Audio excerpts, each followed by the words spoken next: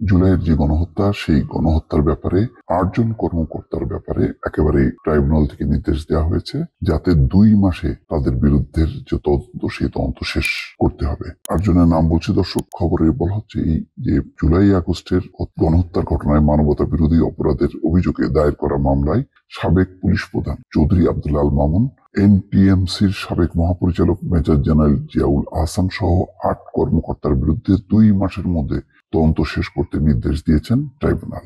আগামী 20শে ফেব্রুয়ারি তদন্তের অগ্রগতি প্রতিবেদন ট্রাইব্যুনালে দাখিল করতে বলা হয়েছে। বৃহস্পতিবার আন্তর্জাতিক অপরাধ ট্রাইব্যুনালের চেয়ারম্যান বিচারপতি মোহাম্মদ গোলাম মুর্তজা মজুমদারের নেতৃত্বে 3 সদস্যের ট্রাইব্যুনাল এই আদেশ দেন।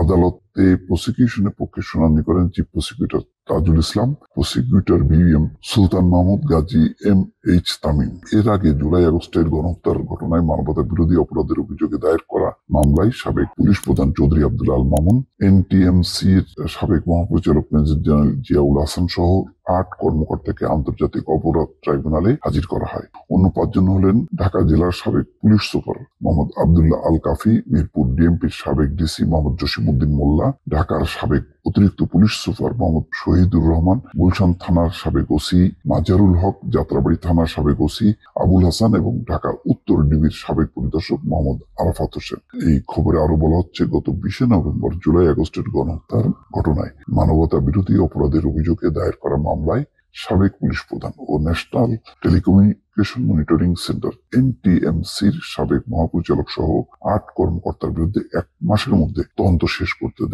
নির্দেশ দেন ট্রাইব্যুনাল। একই সঙ্গে তাদের ট্রাইব্যুনালের মামলায় কারাগারে রাখতে নির্দেশ দেন আদালত। সেদিন এই মামলার পরবর্তী শুনানির জন্য দিন ধার্য করা হয়। বোঝাই যাচ্ছে যে এই কর্মকর্তাদেরকে নির্দিষ্ট করা হয়েছে যাতে খুব দ্রুত তাদের বিরুদ্ধে যে তদন্ত, সেই তদন্ত শেষ করা হয়। অন্যদিকে আরেকটি খবর এসছে যে শেখ হাসিনার নির্দেশে ইন্টারনেট বন্ধ রাখা হয়। পলকের স্বীকারোক্তি। তো ইন্টারনেট কেন বন্ধ রাখা হয়েছিল এ নিয়ে বেশ জনমনে জল্পনা কল্পনা ছিল। পলক যখন নাকি দায়িত্বে ছিলেন 5ই আগস্টের আগে, তিনি নানাভাবে ব্যাখ্যা দিয়েছেন, বলার চেষ্টা করেছেন যে এটি দুর্যোগের কারণে, এটি হঠাৎ করে আঘাতের কারণে, প্রাকৃতিক কারণে, নানান সমস্যা বলেছেন, কিন্তু কখনো বলেননি যে তিনি নির্দেশ দিয়েছেন বা সরকারের সিদ্ধান্ত অনুযায়ী। অন্য কারিগরি ত্রুটি, বিচ্যুতি, এই সমস্ত কথাগুলো তিনি বলছিলেন। কিন্তু এখন কিন্তু সরকারের কাছে বা পুলিশের কাছে স্বীকার দিয়েছেন যে শেখ হাসিনার নির্দেশে ইন্টারনেট বন্ধ রাখা হয়। আসলে এটা সত্য যে এটা পলকের নির্দেশে হইতে পারে না, তার সিদ্ধান্ত হইতে পারে না।